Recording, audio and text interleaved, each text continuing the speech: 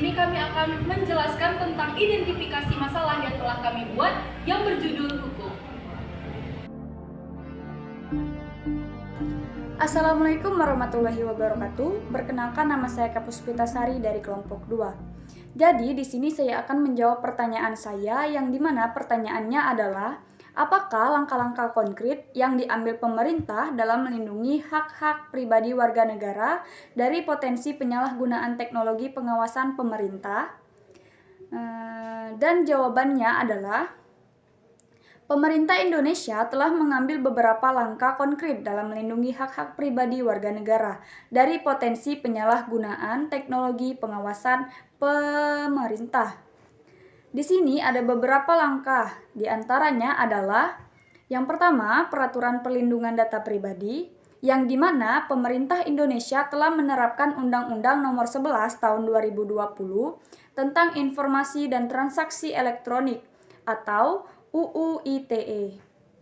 Yang mencangkup perlindungan data pribadi, undang-undang ini memberikan dasar hukum untuk melindungi hak privasi individu. Lalu yang kedua ada Otoritas Perlindungan Data Pribadi, yang dimana pemerintah membentuk Otoritas Perlindungan Data Pribadi atau APDP untuk mengawasi implementasi undang-undang dan memastikan bahwa perusahaan dan pemerintah mengelola data pribadi dengan benar. Lalu yang ketiga ada kerjasama dengan sektor swasta, yang dimana pemerintah berupaya bekerja sama dengan perusahaan teknologi dan sektor swasta lainnya untuk mengembangkan standar keamanan data dan privasi yang lebih baik. Lalu yang keempat ada auditing dan pengawasan. APDP memiliki peran untuk melakukan audit dan pengawasan terhadap organisasi yang mengelola data pribadi. Ini termasuk memastikan bahwa penggunaan teknologi pengawasan oleh pemerintah tidak melanggar hak privasi warga negara. Lalu yang kelima ada pendidikan dan kesadaran masyarakat. Pemerintah aktif dalam mengedukasi masyarakat tentang hak-hak privasi mereka dan risiko potensial dari penyalahgunaan teknologi pengawasan. Ini mencangkup penyuluhan mengenai cara melindungi informasi pribadi mereka secara online. Lalu yang keenam ada revisi kebijakan dan regulasi. Pemerintah secara berkala meninjau dan merevisi kebijakan serta regulasi terkait privasi dan keamanan data untuk menyesuaikan dengan perkembangan teknologi dan kebutuhan masyarakat. Lalu yang ketujuh ada transparansi dan akuntabilitas. Pemerintah berkomitmen untuk menjaga transparansi dan akuntabilitas dalam penggunaan teknologi pengawasan dengan memastikan bahwa langkah-langkah tersebut sesuai dengan hukum dan tidak melanggar hak privasi. Nah, penting untuk diingat bahwa perlindungan privasi adalah isu yang terus berkembang. Dan langkah-langkah ini dapat berubah seiring berjalannya waktu dengan perkembangan teknologi dan perubahan kebutuhan masyarakat. Apa dampak jika tidak ada pelindungan dan mengenai hukum di Indonesia? Jawabannya, pemerintah tidak berjalan dengan baik. Ketimpangan antara pengusaha dan rakyat dihadapi hukum. Masyarakat kehilangan kepercayaan terhadap pemerintah dan terjadinya diskriminasi dan tidak adilan bagi kelompok masyarakat tertentu. Assalamualaikum warahmatullahi wabarakatuh. Perkenalkan, nama saya Zizkia Nabila. Di sini saya akan menjawab pertanyaan saya, yaitu pertanyaan saya adalah mengapa masih ada keterbatasan transparansi dan akuntabilitas dalam sistem peradilan di Indonesia. Nah, untuk jawabannya ada beberapa faktor yang mempengaruhi keterbatasan transparansi dan akuntabilitas dalam sistem peradilan di Indonesia. Yang pertama itu adalah adanya kurangnya akses informasi. Terkadang, kurangnya akses informasi terhadap proses peradilan dan keputusan pengadilan masih terbatas bagi masyarakat umum. Hal ini dapat menghambat transparansi dan akuntabilitas dalam sistem peradilan. Yang kedua, itu ada keterbatasan independensi. Independensi hakim dan lembaga peradilan seringkali menjadi perhatian. Adanya intervensi politik atau tekanan eksternal dapat mempengaruhi keputusan pengadilan dan mengurangi akuntabilitas sistem peradilan. Selanjutnya itu ada rendahnya kualitas penyidik dan penuntut. Beberapa kasus dapat mengalami keterlambatan, kekurangan bukti yang cukup, atau kelemahan dalam penyidikan dan penuntutan.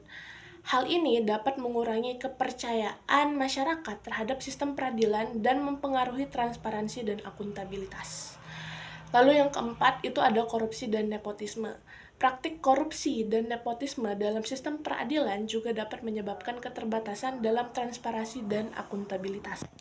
Ketidaknetralan dan penyalahgunaan wewenang oleh oknum di dalam sistem peradilan dapat merusak integritas dan kepercayaan politik. Yang terakhir itu ada kurangnya mekanisme pengawasan yang efektif. Meskipun ada mekanisme pengawasan seperti majelis kehormatan hakim dan komisi yudisial, masih diperlukan upaya lebih lanjut untuk memperkuat pengawasan dan penegakan etika di dalam sistem peradilan. Ya, baiklah, di sini saya akan menjawab pertanyaan yang saya buat. Pertanyaannya adalah, jelaskan peran hakim dalam upaya menegakkan hukum dan keadilan serta kebenaran. Jawabannya adalah, dalam upaya menegakkan hukum dan keadilan serta kebenaran, hakim diberi kekuasaan yang merdeka untuk menyelenggarakan peradilan. Dengan kata lain, hakim tidak boleh dipengaruhi oleh kekuasaan-kekuasaan lain dalam memutuskan perkara. Apabila hakim mendapatkan pengaruh dari pihak lain dalam memutuskan perkara, cenderung keputusan hakim itu tidak adil, yang pada akhirnya akan meresahkan masyarakat, serta wibawa hukum dan hakim akan pudar. Baiklah, sekian dari saya. Itulah tadi jawaban dari soal saya. Makasih. Assalamualaikum warahmatullahi wabarakatuh. Mengapa perlindungan dan penegakan hukum sangat penting dilakukan? Perlindungan dan penegakan hukum sangat penting dilakukan karena a. Tegaknya supremasi hukum. Supremasi hukum bermakna bahwa hukum mempunyai kekuasaan mutlak dalam mengatur pergaulan manusia dalam berbagai macam kehidupan. Tegaknya supremasi hukum tidak akan terwujud apabila aturan-aturan yang berlaku tidak ditegakkan baik oleh masyarakat maupun aparat penegak hukum. B. Tegaknya keadilan. Tujuan utama hukum adalah mewujudkan keadilan bagi setiap warga negara. Setiap warga negara dapat menikmati haknya dan melaksanakan kewajibannya. Merupakan wujud dari keadilan tersebut, hal itu dapat terwujud apabila aturan-aturan ditegakkan. C. Mewujudkan perdamaian dalam kehidupan di masyarakat. Kehidupan yang diwarnai suasana yang damai merupakan harapan setiap orang. Perdamaian akan terwujud apabila setiap orang merasa dilindungi dalam segala bidang kehidupan. Hal itu akan terwujud apabila aturan-aturan yang berlaku dilaksanakan. Apakah ada kebijakan atau hukum yang mendukung perlindungan hak asasi manusia di Indonesia? Di Indonesia ada beberapa kebijakan hukum yang mendukung perlindungan hak asasi manusia antara lain. Yang pertama, Undang-Undang Dasar 1945 menjamin kebebasan hak asasi manusia di Indonesia. Yang kedua, Undang-Undang Nomor 39 Tahun 1999 tentang hak asasi manusia memberikan pengertian dan perlindungan terhadap hak asasi manusia.